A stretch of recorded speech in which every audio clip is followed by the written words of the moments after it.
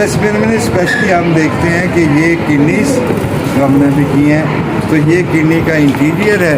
Interior में जो आप कहते हैं ना कि वो होते हैं मेडुला होता है, कार्टेक्स होता है, तो वो उसमें जो है ना ये बेसिकली ये क्या है यूनिट जो होता है ना एंड पे क्या बनते हैं केलिसिस, ये मेजर केलिस और फिर माइनर केलिस और फिर पिरामिड्स बनते हैं। उसके अंदर क्या होते हैं नेफ्रॉन्स होते हैं और कलेक्टिंग डक्ट होती है। जब कलेक्टिंग डक्ट मिलती है तो पहले क्या बनाती है वो माइनर केलिस, जब वो वहाँ से डक्ट इकट्ठी होती है माइनर केलिस इकट्ठे होते हैं तो कहाँ जाते हैं मेजर केलिस। मेजर केलिस से इकट्ठे होते हैं तो फिर किधर आ जाते हैं पेल्विस में, पेल्विस ऑफ किडनी में आ जाते हैं। और यहाँ से फिर किडनी का ये जो इसका जंक्शन है पेल्वी यूरिटरिक जंक्शन, यहाँ से जो है ना शुरू होती है क्या यूरिटर शुरू होती है। तो एक कंस्ट्रिक्शन कहाँ हो सकती है यहाँ पे हो सकती है।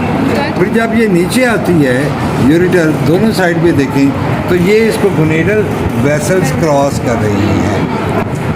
ये इतनी बड़ी नहीं होती कि यहाँ पे कंस्ट्रिक्शन पैदा कर सके, लेकिन ये यहाँ से इसकी एक लैंडमार्क है कि ये इसके इंटीरियरली पास करती है। ये सारा कुछ कहाँ पड़ा हुआ है रीट्रो पेरिटोनियल पड़ा हुआ है। इमीडिएटली पेरिटोनियल के नीचे पहले श्वास मेजर आया, फिर श्वास माइनर आया और यहाँ पे आके पेल्विक ब्रिंक पे आके यहाँ पे ये देखें कॉमन आई एक आर्टरी को क्रॉस करती हुई किसमें चली गई पेल्विस में चली गई। तो दूसरी कंस्ट्रिक्शन कहाँ होगी इसमें जहाँ पे ये पेल्विस में जा रही है over the common iliac artery. अच्छा यहाँ पे एक यहाँ पे अगर रिलेशंस में देखें हाइलम के ऊपर तो सबसे एंटीरियरली क्या है वेन, फिर उसके बाद रीनल आर्टरी और उसके बाद फिर है रीनल पेल्विस।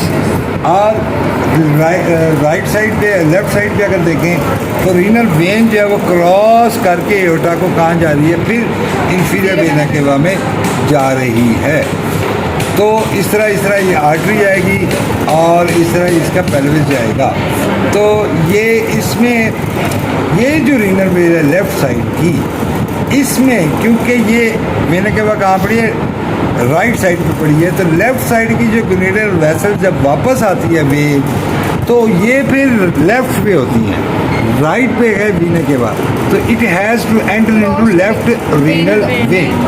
होता क्या है कि अगर कैंसर हो गया किडनी का तो क्या होगा ये वेन में गया और यहाँ से वेन अगर ब्लॉक हुई तो यहाँ से किधर जाएगा गोनेडल वेसल में जा सकता है और वो नीचे क्या हो जाएंगी वेरिकोज उसकी गोनेडल वेसल की बन जाएगी। ठीक है ना। सो उसमें क्या होता है कि अगर आप लेफ्ट साइड पे देखें वेरिकोज और गोनेडल वेसल्स तो आपको ध्यान फौरी तौर पर किधर जाना चाहिए आपका किडनी की तरफ जाना चाहिए कि वहाँ पे तलाश के वहाँ तो नहीं कोई मसला, वहाँ पे कोई कैंसर या कोई ऐसी चीज़ या कोई और चीज़ तो नहीं पड़ी हुई। तो इसमें ये फ़ायदा तो है इसको देखने का। अच्छा अब जब यहाँ से ये पड़ा है ब्लैडर, पता नहीं निकलेगा कि नहीं निकलेगा। हाँ तो यहाँ पे ये देखें ये जा रही है ब्लैडर के अंदर फिर, ठीक है ना। और यहाँ पे ये है वास डिफरेंस, तो ये वास डिफरेंस यूरिटर को क्रॉस कर रही है, ये वास डिफरेंस इसको ओवर क्रॉस करती है। तो ये यूरिटर यहाँ पे अंदर देखें तो ये ट्राइगोन एरिया और ये यूरिटर ओपन हो रही है। अब ये ब्लैडर के अंदर भी कितने सेंटीमीटर तक के लिए नहीं बोलते 1 इंच होते हैं 2 to 3 सेंटीमीटर, 0.32 इस तरह है, वो कम है। सेंटीमीटर आपको पता है 2.5 सेंटीमीटर का 1 इंच होता है। अब 1 इंच तक अंदर जाती है, इट्स टू बिग। इसमें था हमने किया था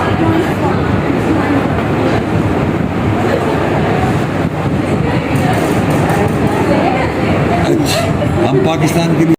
तो फिर ये ट्राइगोन है, यहाँ पे ये यूरिटर का ऑफिस है और यहाँ से नेक है ब्लैडर की और यहाँ से क्या शुरू हो रहा है यूरिथ्रा। और ये कौन सा पार्ट होगा प्रोस्टेटिक prostate यूरेथ्रा urethra। ये होगा यहाँ पे, ये प्रोस्टेट इसकी नेक के साथ लगा हुआ है। तो ये प्रोस्टेटिक, इसके अंदर हम कौन सी ढूंढेंगे? प्रोस्टेटिक आर्टिकल ढूंढेंगे, तो इसकी डक्ट ढूंढेंगे। इसके साथ क्या होगा फिर? इजैकुलरी डक्ट्स होंगी और वास डेफरेंस की, इसमें सेमिनल वेसिकल की ये डक्ट्स होंगी, वो इसमें ओपन होंगी। इससे नीचे जो पार्ट होता है ना, ये देखें, ये सिम्फिसिस ब्यूबस है, यहाँ से पीनस स्टार्ट होता है। तो उसके स्पॉन्जेस यहाँ लगे होते हैं, ये पेरिनियम के एरिया में, यहाँ से। तो यहाँ से जब निकलेगा तो नेक उसकी, वहाँ पे जो उसका जो मेम्ब्रेनस पार्ट है वो इमीडिएटली इसके इन कांटेक्ट होगा, ठीक है ना। अब जब अगर इस तरह इंजरी होती है तो वो एक सिम्फिसिस ब्यूबस और आगे मेम्ब्रेन, तो यहाँ पे जब उसका प्रेशर बढ़ेगा तो क्या होगा? मेम्ब्रेन रप्चर हो सकता है। ये इसका होता है, ये मैकेनिज्म है इसका। प्रोस्टेटिक कार्सिनोमा बड़ा कॉमन है पाकिस्तान में, क्योंकि ये जो है ना, इसमें फिर ये क्या पैदा करता है? PSA, प्रोस्टेटिक स्पेसिफिक एंटीजन पैदा करता है। अब ये प्रोस्टेटिक एंटीजन जो है ना, ये 10 हो तो 10 से कम हो तो हम कहते हैं कोई मसला नहीं है। अगर ये 10 से ऊपर हो तो फिर आपको देखना पड़ता है कि BPH है, इन्फेक्शन है या फिर कैंसर है। अगर 200 से ऊपर है, 200 से ऊपर है तो फिर डेफिनेटली वो आप कहते हैं इसको कैंसर हो सकता है।